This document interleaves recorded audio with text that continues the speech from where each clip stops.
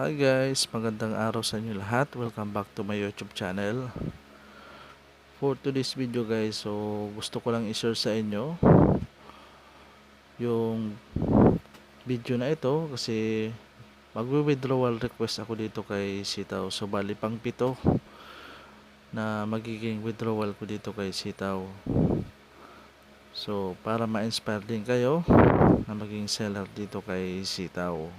So tara, punta tayo sa aking account para mas makita nyo.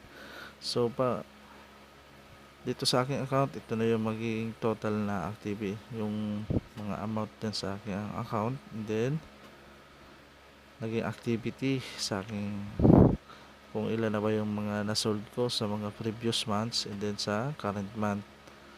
And then para mas makita nyo, so punta tayo dito sa aking wallet. So kung makikita nyo guys, ang available lang natin na pwedeng i-withdraw dyan is itong nasa wallet balance, yung amount na 5,328.15 pesos.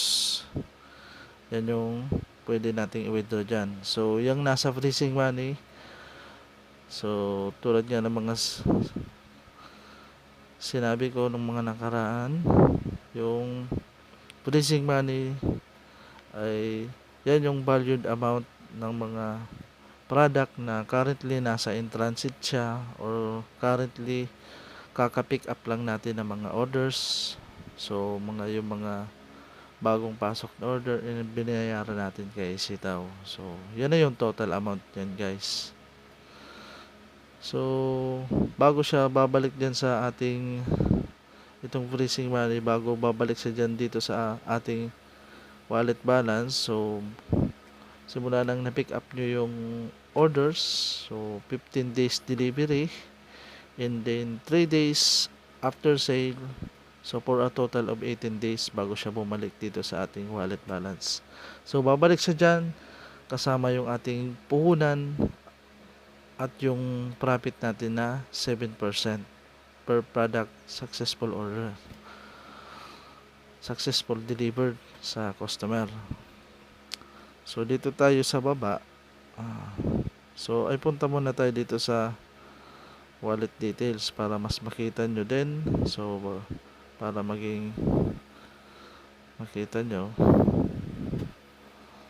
So ito na yon yung mga naging itong mga nakapula guys. So ibig sabihin yan, freezing money to wallet balance yan. Ayan. Yan yung bumalik. So baka sabihin nyo, nag-deposit ako dito para i-withdraw ko lang para makapagawa lang na video. So ayun yung patunay na galing siya talaga sa freezing money to wallet balance. So ayan, back tayo. And then scroll natin sa baba. So ito na yung mga na-withdraw ko dito kay Sitaw guys. So kung makikita nyo, naka-anim na akong withdrawal yan. Yan sa baba. Ayan. So lahat naman yan successful na na-withdraw ko dito kay Sitaw. Na-receive ko naman lahat siya. Yung mga withdrawal ko within 24 hours pa din naman. So na-try ko na mag-withdraw dito kay Sitaw gamit yung GCash and then BPI Bank. So yung madalas kong ginagamit is yung BPI kasi mas gusto ko na sa ATM ko pa din siya dumating. Pero natry ko na din mag-withdraw sa GCash. Kung hindi nyo pa alam mag-withdraw sa GCash, so may ginawa na akong tutorial kung paano mag-set up ng payment setting dyan. So panoorin nyo na lang kung gusto nyo mag-withdraw sa GCash. So tara, mag-withdraw tayo, mag-request withdrawal tayo ngayon. So bago pala kayo mag-request withdrawal dito guys, tulad nga ng sinasabi ko paulit-ulit sa mga video tutorial ko dito sa about sa related sa withdrawal, bago kayo mag-request ng withdrawal, make sure na naka-fill up na sa payment setting nyo yung mga bank account. So yung payment setting guys, yung ibig sabihin nun kung saan nyo gustong mapunta yung mga withdrawal activity nyo dito kay Sitaw. So kahit pa yun sabihin natin nasa affiliate earnings or dito sa galing siya sa wallet balance, dun siya papasok kung anong sinet natin na bank account dun sa payment setting. Yun, malinaw po yun. May ginawa na akong tutorial dyan kung paano pag-set up, panoorin nyo na lang. So, para pag-withdraw tayo dito kay Sitaw, so, click lang natin tong send withdrawal request. Yan. So, sa ngayon, BPI ulit yung nakaset ko ditong withdrawal dito kay Sitaw. So, papasok siya sa aking BPI account. So, kung makikita nyo nga, ang pwede nating i-withdraw is yung 5,328.15 pesos. So, ang i-withdraw ko lang dyan guys is 5,000 pesos lang. So, click lang natin to send withdrawal request. So, type lang natin dyan yung amount. 5,000 pesos. And then, dito naman sa message, kayo nang bahala kung anong gusto nyong ilagay dyan. Pero sa akin, ito lang yung nilalagay ko. Yan lang. Simple lang. So, pag na-input na natin yung amount and then message, so, click lang natin yung confirm. Itong confirm, guys. Yun. And then, back tayo. Then, back to wallet ulit. Ayun. Ito na lang yung natira dito sa aking wallet balance. So, bali, punta tayo dito sa baba. So, ito na yun, yung nasa number 1. Para makita natin yung status niya, click lang natin yung arrow yung arrow. So, kung makikita nyo guys, kung makikita nyo, pending pa siya. So, ibig sabihin yan, waiting for approval pa yan. So, sa mga previous kong withdrawal, na-receive ko naman yung withdrawal ko within 24 hours. So, sa ngayon, i-check natin kung ma-receive ba natin siya. Ma-receive ko siya kung within 24 hours pa din sa aking BPI account. So,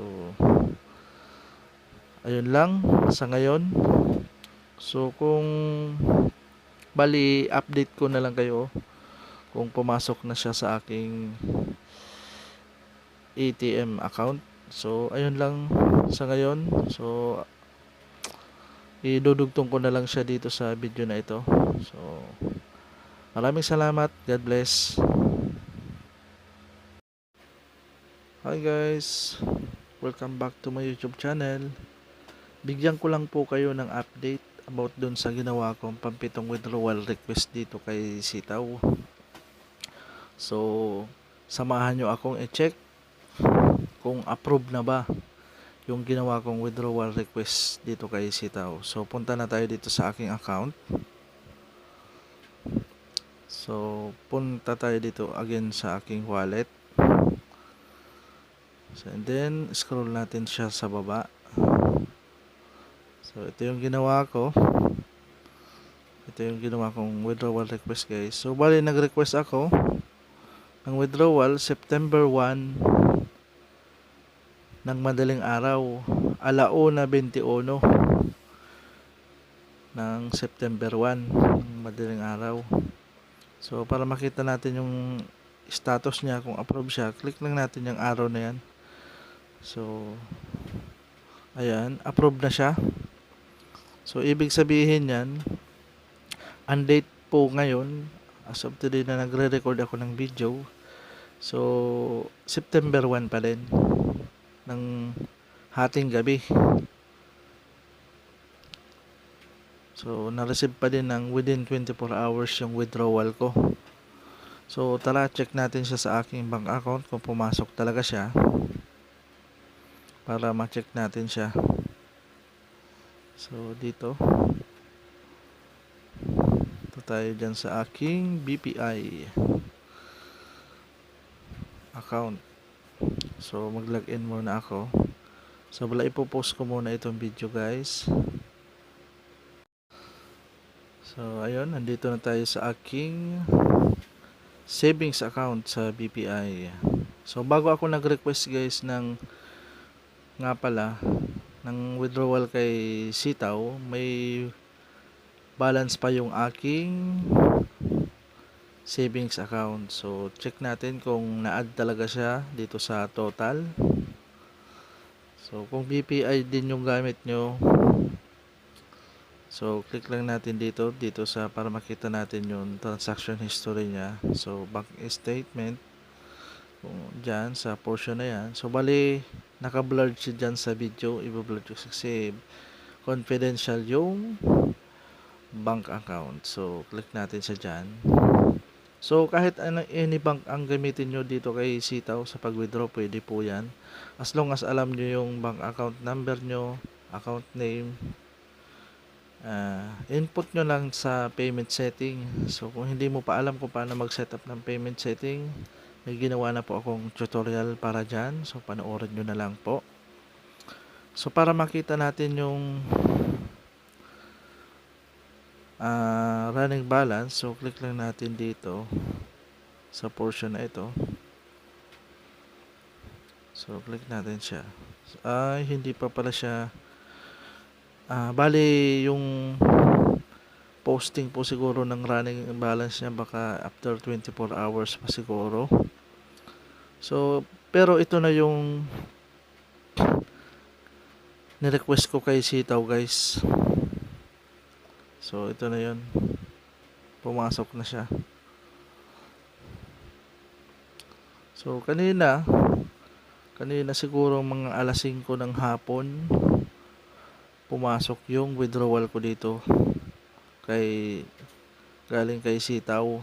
So mabilis pa din yung approval niya sa pag-withdraw, within 24 hours pa din. So ayun lang. So I hope na ma-inspire din kayo na maging seller dito kay Sitaw. So kung gusto mo mag-join kay Sitaw, so nasa description in comment section yung referral link. Referral link ko, mag-sign up ka na lang and then i-message mo ako kung gusto mo magpa-guide para matuturuan kita ng mga tricks dito kay Sitaw. So ayun lang. Kung bago ka pa lang dito sa channel ko, please like, subscribe, and hit the notification bell para updated ka sa mga bagong videos kong i-upload. Maraming salamat. God bless.